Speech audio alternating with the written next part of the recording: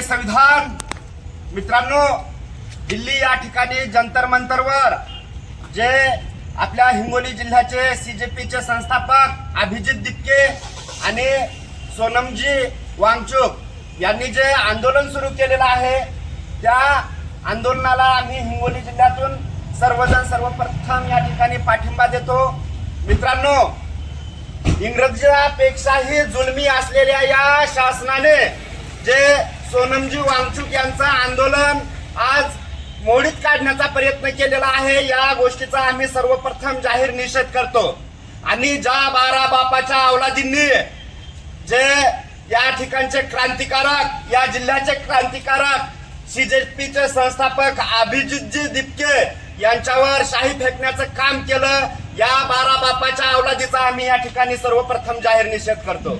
मित्रांनो, या योद्ध्यांनी जे आंदोलन चालू केलेलं आहे, हे आंदोलन साधं सुद्धा आंदोलन नसून शिक्षण क्षेत्रामध्ये आमूलाग्र बदल घडवून आणण्यासाठी या योद्ध्याने टाकलेलं क्रांतीचं पहिलं पाऊल आहे।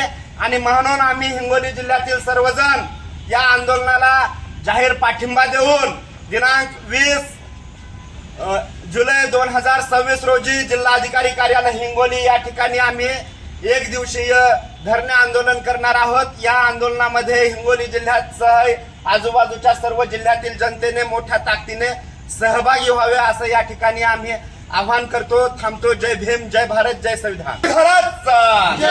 भारतीय संविधानाचा जय जय जय जय जय भीम, जय जय जय जय जय भीम।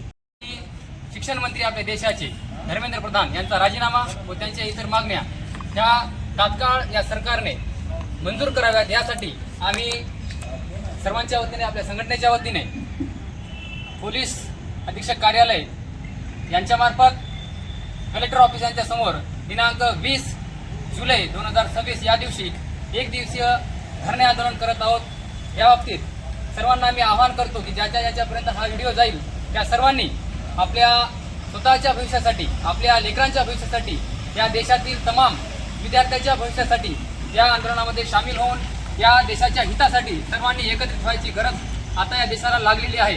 कारण या जुलमी सरकारच्या विरोधात आपण जर आता उभे राहिलो नाहीत, कारण या देशातील जी काही लोकशाही आहे ती तर या येथील जुलमी सरकारनं संपवायचा प्रयत्न केलेलाच आहे।